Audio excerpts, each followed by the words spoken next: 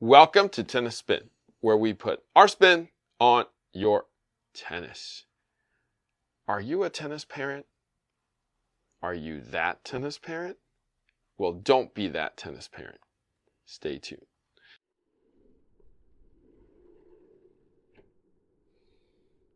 It's a wonderful day on the tennis court. A wonderful day on the tennis court.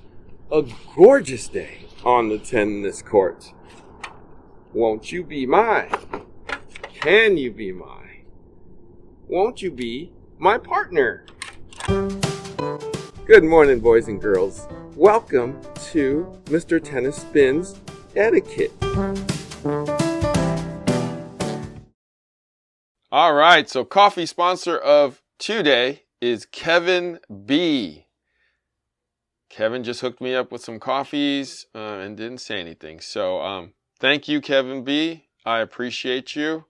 If you want to be my coffee sponsor of the day and support my dark roast piping hot coffee habit, network is buymeacoffee.com/tennis spin. If you want to just support the channel and keep the content rolling, super thanks is the way. Click on the link below and you can hook us up. All right. Thank you guys so much in advance. All right. So, I've been wanting to do this video for a while, and a lot of you have actually emailed and Instagrammed me and, can you please teach parents how to be a good tennis parent? Because there's a lot of bad parenting out there on the tennis court. I was like, yeah, I know. And I experience it too, because since I work at places that have tennis kids and parents, and I speak to a lot of coaches, and guess what a lot of them say? Kid's great. Kid's wonderful. Unfortunately, I have to deal with the parents. So guess what I am going to do right now? I'm going to call in Coach Rob, and we're going to talk about those parents. Coach Rob, have you ever experienced... Yep. Okay. Oh, yeah. See, I ain't even done, and Coach Rob is already chiming in. Right. Oh, yeah. Okay. Now, there are parents that are wonderful, and I feel like the ones that know more about tennis and have played before, possibly had a high school career, not much of a college career, and haven't played for 20 or so years, are the ones that seem to think they know everything. It's the ones that don't know anything that seem to just back off and let the coaches do their jobs. Would I be correct in that, Coach Rob? That's a safe answer there, Harry. It's pretty good. Well said. Okay. Now, why do you think, I guess the easy answer to some of these questions is they want to relive their glory? Their childhood, their youth. Yeah, glory days or non-glory days. Want to relive the tennis life through their kid. Right. Yep. What can we do about that, Coach Rob? Well, I don't know if we're going to be able to solve that here today, but, it might be easier than world peace. Maybe not. Let's hope. We can always hope. Yeah. I think it's just a challenge that, some parents that are over, helicoptering and trying too much, want to interject possibly at the wrong time versus trying to know when the right time is to have a conversation with their player. You have the parents that are calling the score, helping them with the line calls, and every point that it's over, the kid's looking at the parent to get their approval. It's like, it's easier to be kind of on the background watching from afar and enjoying seeing your kid play, because they do grow up, and when that time's over, you want to look back and have positive memories, and you want your child to have positive memories of their experiences so that they want to keep playing and keep going. So I want to start with actually a positive. I've seen in rare instances, the child allows the parent to be the coach, the handler, the scheduler. I mean, everything. Like basically Andre's dad taking care of Andre. And the kid allows that to happen. Basically coaching them morning, noon, and night, feeding balls to them, giving them instruction in matches, and sometimes it clicks. Though I have Absolutely. to say, it works. Yeah, some family dynamics can, put tennis in perspective, and the parent wears the tennis coaching hat, and then when it's off, they're not talking about it, and they're the parent, and then it's, did you get your homework done, and those kind of scenarios, and more of that kind of relationship. But that's rare. For sure. Every family dynamic is different, so obviously some work, and we know there's some that don't work. Right. And we know, and we hear about the ones that don't work. Correct. And you hope for the player, for the child's sake, that it turns into a positive for them, and that they are able to manage those two scenarios. Mm-hmm. I mean, I've seen it work at least 3 times in my lifetime of tennis, which is 30 years. So once every 10 years, it works. Right. Right. That's how rare, guys. Seriously. I tell parents, don't teach your kid. Don't teach your kid. I mean, unless they're super little and they're willing to, want to spend time with you, learn from you. Hit with them, but get out and hit with them. Mm-hmm. But the biggest thing I try to, at least when I have parents that are hitting with their kids, is wait for the child to ask you a question. First, trying to input your knowledge on them. Mm-hmm. Is they're going to want to hear what you have to say if they're asking you the question. But if you keep bombarding them with information, at some point they tune you out. Well, I feel like most kids tune their parents out anyways. I mean, it takes, like I said, I keep saying it takes that special child. And I think you have them until a certain age engaged in your speech, let's say. Right. And I feel like maybe 8 and under, perhaps 9 and under might be the limit. Sometimes, rare occasion, 10 and under. But after that age, it's like it just gets more difficult. Right. Let's go with, let's say I played in high school, never had much of a college career. Did you play well in high school? Okay. Now, what should the older you get, the better you were? Nah, I wouldn't admit that. Okay. What should a parent do in that case? Like I feel like they are trying to be in their kids' lives and make them a better player than themselves. But should I just pass it on to somebody like you? I would, pass it on and be involved where you can hit with them. Get out and hit with them. Sometimes you get to a tournament, you're the one who's got to warm up with, get to a outside court and warm up with them and hit balls with them. Mm-hmm, mm-hmm. Maybe they're hitting serves and you're shagging.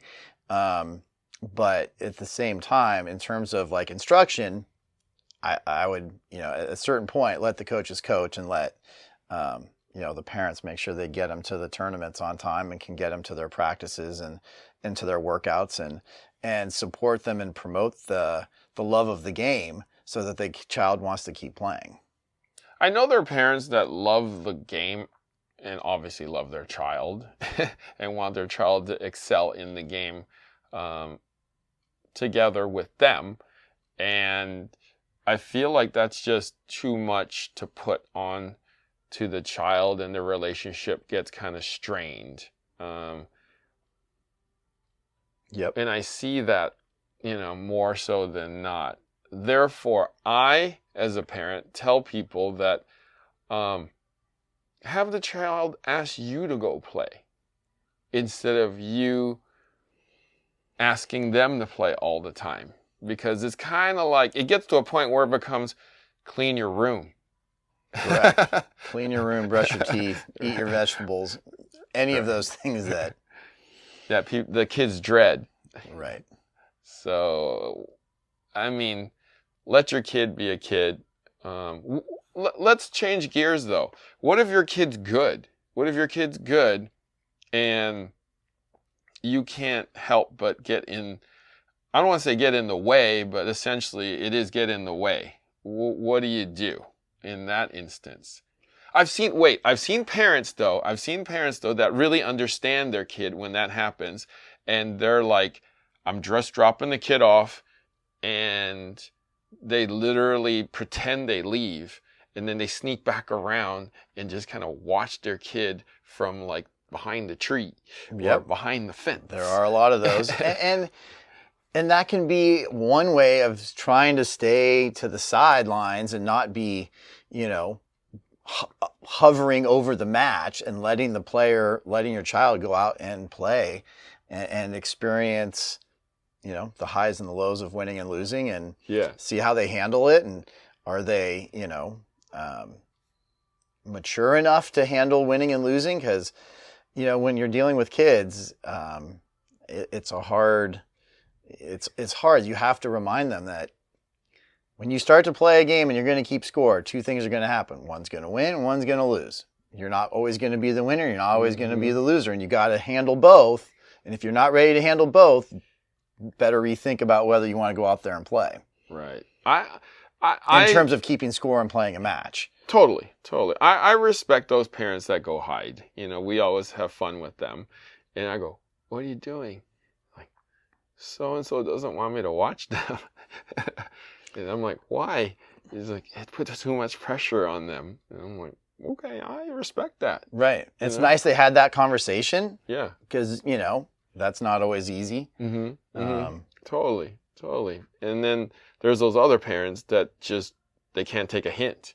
They're going to sit right on the sideline and just, do the hand gestures and chirp off, Right. Or coach. Yeah. Well, that's what I mean by chirp off. Yes.